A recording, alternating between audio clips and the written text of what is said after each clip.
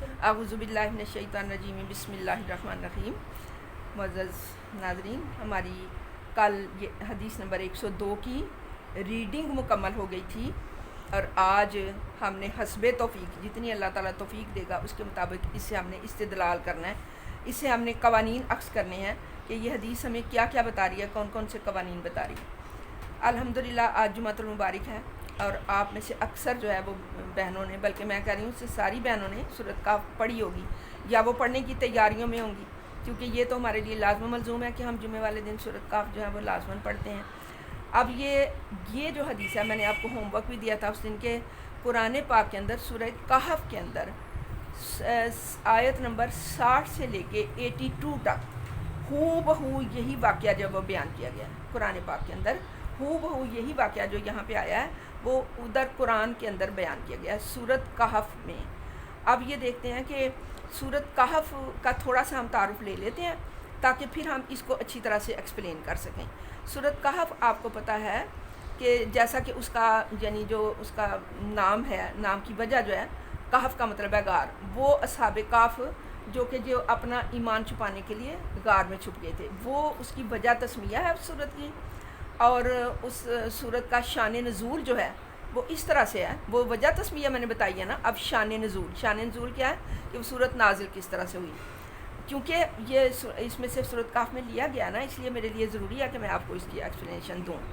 تو سورۃ کہف کا جو شان نزول ہے وہ یہ کہ جب نبی صلی اللہ علیہ وسلم نے نبوت کا دعویٰ کیا تو عرب کے کچھ لوگ جو تھے نا، کچھ نوجوان، انہوں نے اپنے گھوڑے دوڑائے اور یہود کے اہل کتاب جو تھے یہود و نصارہ، ان کے پاس گئے اور کہنے لگے کہ دیکھیں ہمارا ایک نوجوان ہے جس نے یہ دعویٰ کیا کہ نبوت کا، تو آپ کے پاس تو کتاب ہے، آپ کتاب پڑھتے ہیں، آپ ہمیں بتا سکتے ہیں کہ ہم کس طرح سے ان کی پہچان کریں، کس طرح ان کو پرکھیں کہ آیا وہ سچ کہہ رہے ہیں یا کہ نہیں۔ حالانکہ آپ نے 40 سال کی عمر ان کے درمیان گزاری تھی اور صادق اور امین کا لقب انہوں نے ہی دیا ہوا تھا، پھر بھی وہ کیونکہ اللہ تعالیٰ نے مزید آپ صلی اللہ علیہ وسلم کی عزت بڑھانی تھی، اس وجہ سے وہ ان کے پاس گئے اور وہاں پہ جا کے انہوں نے ان سے استفسارات کیے۔ اب وہ یہودی علماء جو تھے، آپ پیچھے پڑھتے چلے آ رہے ہیں نا قرآن پاک میں، یعرفون کما یعرفون ابناءہم، اس طرح پہچانتے نبی صلی اللہ علیہ وسلم کو جیسے اپنے بیٹوں کو۔ پھر ہر چیز کی پیشین گوئی جو تھی وہ ان کی کتابوں کے اندر موجود تھی، اس دین کے بارے میں، ایون کہ ان کا قبلہ کون سا ہوگا یہ تک لکھا ہوا تھا۔ تو اب انہوں نے ان سے کیا کہا، عرب کے مشرکوں سے کہا کہ آپ نا ان سے جا کے 3 سوال پوچھیں۔ کیا کریں؟ 3 سوال پوچھیں۔ پہلا سوال کہ اصحاب کہف کون تھے، ان کے بارے میں اگر وہ نبی صلی اللہ علیہ وسلم آپ کو بتا دیں تو اس کا مطلب ہے کہ وہ سچے ہیں۔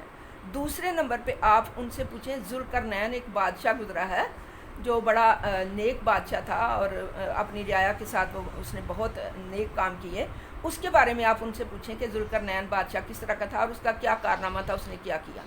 تیسرے نمبر پہ آپ ان سے پوچھیں کہ روح کیا چیز ہے۔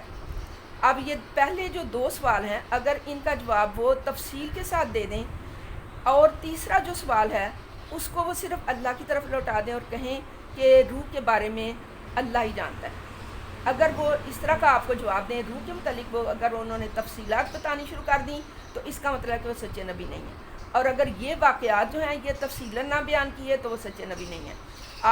آپ اس طرح سے جا کے ان کو پرکھیں کہ یہ دونوں واقعات بڑی تفصیل کے ساتھ بیان کریں گے، لیکن وہ جو روح والا ہے نا اس کے اوپر وہ زیادہ گفتگو نہیں کریں گے، وہ کہیں گے روح من امری ربی۔ اگر وہ ایسا کہیں تو اس کا مطلب ہے کہ وہ سچے نبی ہیں۔ اب وہ آگے اور انہوں نے آپ سے یہ سوالات پوچھے۔ اب نبی صلی اللہ علیہ وآلہ وسلم نے چونکہ ابھی ان واقعات کے متعلق وحی نہیں آئی ہوئی تھی، آپ صلی اللہ علیہ وسلم نے کہا کہ میں کل آپ کو بتاؤں گا، یعنی دل میں تو انشاءاللہ کہا لیکن زبان پہ انشاءاللہ کا لفظ نہ آیا، لہٰذا ہوا یہ کہ 6 دن گزر گئے۔ 3 دن جب گزرے تو ان لوگوں نے چہ میں گوئیاں کرنی شروع کر دیں کہ بھئی دیکھیں اس نبی نے، انہوں نے تو کہا تھا کہ میں کل جواب دوں گا، لیکن یہ 3 دن گزر گئے، یہ جواب نہیں دے سکے۔ اب نبی صلی اللہ علیہ وسلم جب ایسے چہ میں گوئیاں شروع ہوئیں تو نبی صلی اللہ علیہ وسلم پریشان ہوئے۔ اب آپ جب گھر اپنے حجرہ مبارک میں تشریف لائے تو دیکھا کیا کہ ایک چھوٹا سا کتے کا بچہ وہ حجرہ مبارک میں کسی کونے میں بیڈ کے نیچے چھپ کر بیٹھا ہوا تھا۔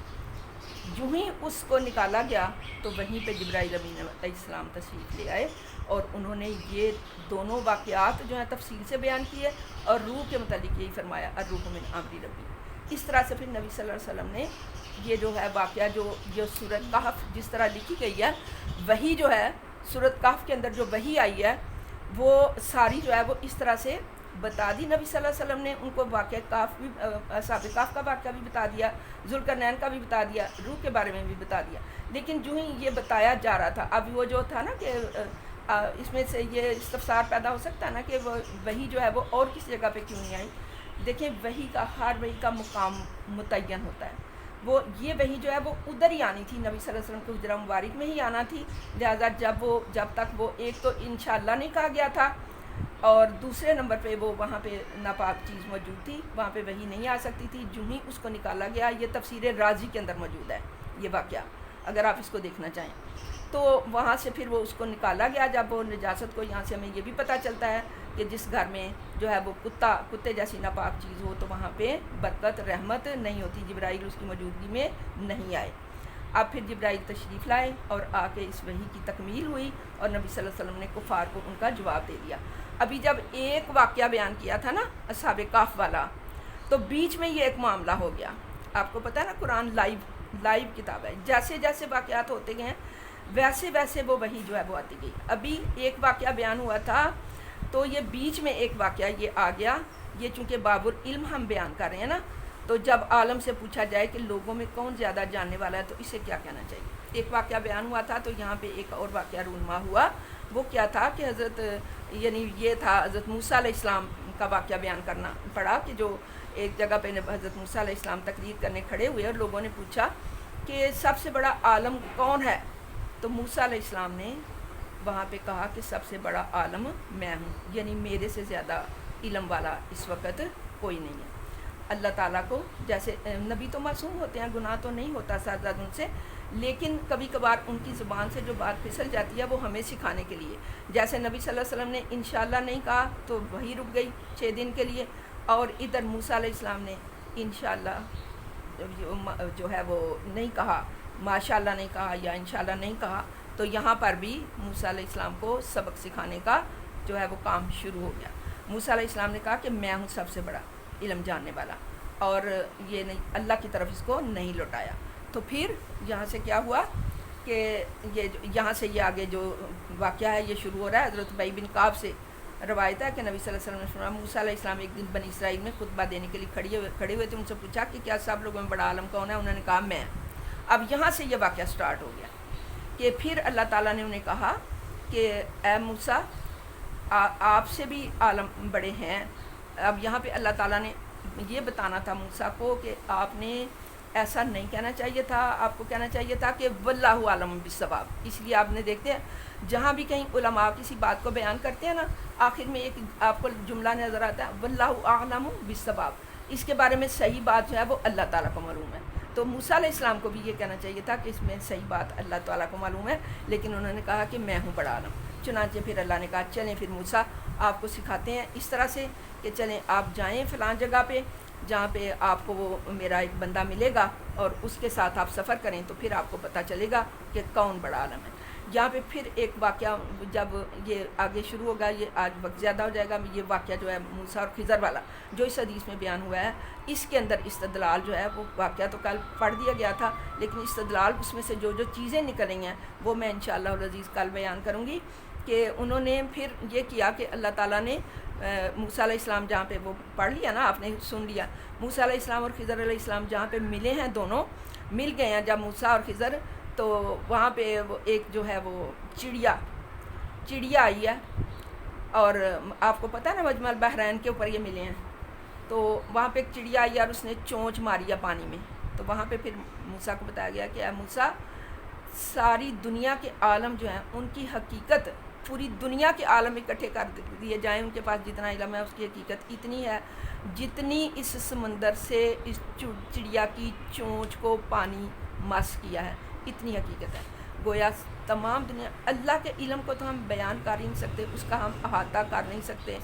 ولا یحیطون بشیء من علمہ الا بما شاء. جتنا وہ چاہتا ہے ہمیں دے دیتا ہے، باقی ہم اس کے علم کا احاطہ نہیں کر سکتے۔ آج ہم یہیں پر اکتفا کرتے ہیں، کل انشاءاللہ پھر یہیں سے شروع ہوں گے، کیونکہ یہ جتنی طویل حدیث ہے اتنے اس سے استدلالات بھی زیادہ ہیں، اور میں چاہتی ہوں کہ یہ تفصیل سے بیان کیا جائے، نہ کہ میں اس کو بس چال چلاؤ کر کے آگے چلی جاؤں۔ تو انشاءاللہ العزیز میں اپنی عقل کے مطابق، اور اللہ نے جتنا علم مجھے دیا ہے، اپنی عقل کے مطابق نہیں، جتنا علم اللہ نے مجھے دیا ہے یہ اس کے مطابق میں اس کو انشاءاللہ العزیز ایکسپلین کرتی جاؤں گی۔ جب آپ کی تسلی ہو جائے گی پھر انشاءاللہ ہم آگے چلیں گے۔ وما علینا الا البلاغ۔